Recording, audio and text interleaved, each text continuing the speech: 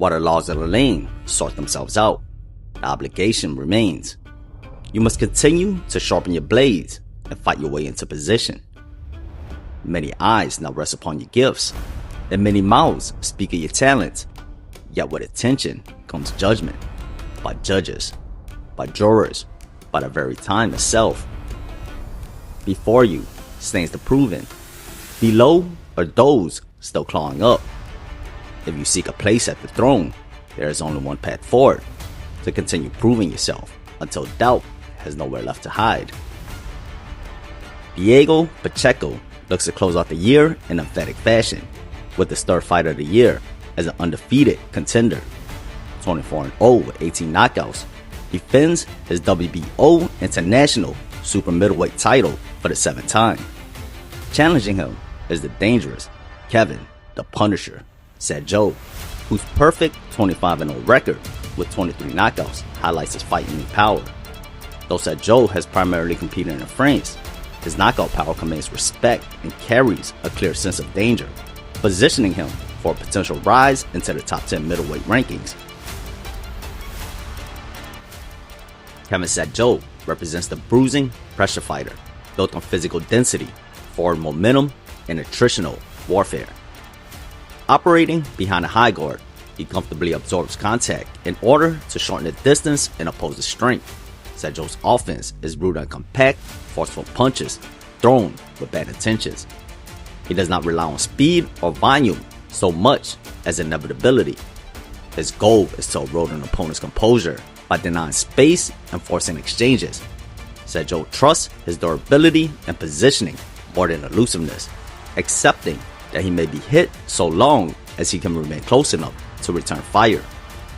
To the Punisher, it's all about breaking the body, sapping the will, and turning the bout into a test of heart and grit. Diego Pacheco is an outside boxing puncher, defined by reach, control, and power. With the 8-inch height and 11-inch reach advantage, he operates best at long to mid-range, where his jab functions as both the general and controller. Pacheco fights with patience, disciplining opponents with leverage-driven punches before dropping the hammering combinations. His movement is economical, designed to maintain alignment and balance so long that his punches are fully extended. Unlike a pure outboxer, Pacheco will sit down on punches and assert dominance, but he does so selectively, preserving structure and minimizing risk. Pacheco's style reflects refinement and scalability, a fighter built to control pace, punish mistakes, and sustain dominance as the punches accumulate.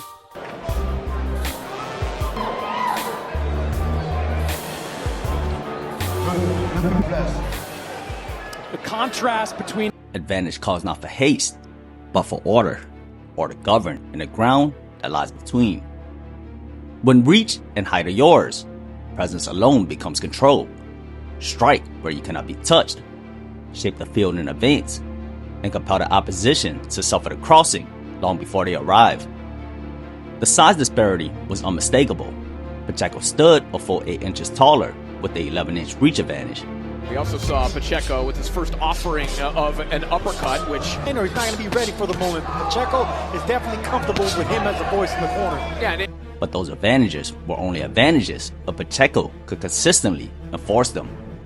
To control the distance and keep the puncher in check, his entire approach had to be built on the jab. A compact build and you're Chop down with some of these shots. He can be patient and he can work behind that. With everything else coming from it. Sadjo getting aggressive. Pacheco looking for that right uppercut. Sadjo lacked the sophisticated defense, and his footwork weren't especially explosive, so his main challenge was finding a way past the jab.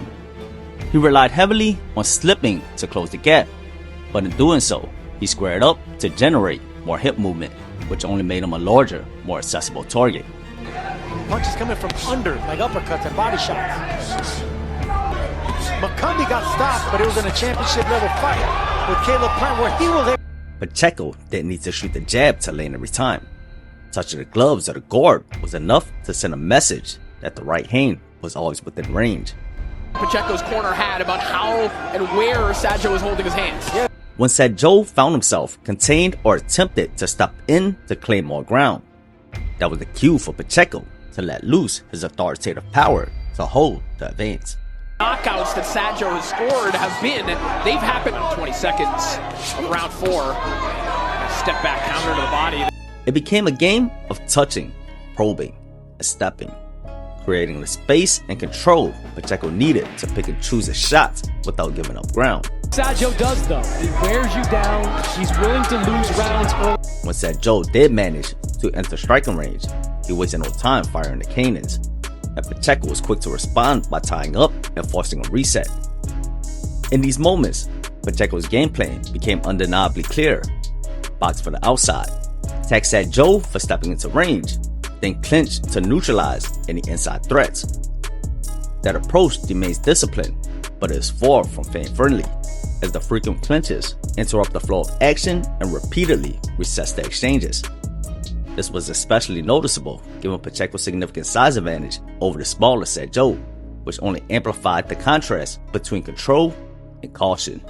You got it 4 rounds to 1 in favor of Diego. Push Sadjo off a little bit more. Don't just try and break free.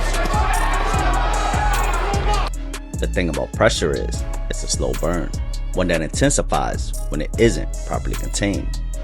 As Sadjo continued to apply forward pressure, Pacheco neutralized much of his work with stern outboxing and well-timed clinches, turning the contest into a scrappy, disjointed affair. The dynamic shifted in the opening minute of the 8th round, when the Frenchman finally broke through, flooring Pacheco with a clean left hook. Always stay in front of your opponent against the shorter fighter. That's a big no-no.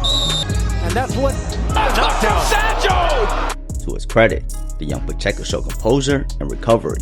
He regained his footing quickly, took the fight back to Sadjo, and even had him wobbling in the closing moments of the round. Here's some things in between rounds, because this... Sadjo just missed with a Pacheco carried that momentum into the 9th, finishing the fight on the front foot. He was doing that in the final 30 seconds or so of round. While Sadjo did find intermittent openings in Pacheco's defense, Pacheco did enough to close the show, earning a unanimous decision and preserving his unbeaten record, thus leaving more unanswered questions. A contender once promoted as a puncher has now gone 3 straight fights to the scorecards. You can point to the step up in competition, but this was not Pacheco at his best. Sadjo proved to be a solid test, tough, durable, and carrying legitimate power, but the physical and technical advantages on paper all favored Pacheco throughout. This fight presented an opportunity for him to showcase his full range, yet from a developmental standpoint, he looked largely unchanged. It will be interesting to see how Pacheco fares against an opponent of comparable size who can force him to operate beyond the outside. At the same time, context matters. Pacheco is still only 24 years old with ample room to grow. Perhaps expectations are inflated when a fighter is labeled a hyper contender. But with the spotlight comes responsibility. When you're given a stage, the expectation is not just to win, but to shine. What Pacheco has been looking for. Pacheco. There's that right hand. Love that shot. Did not.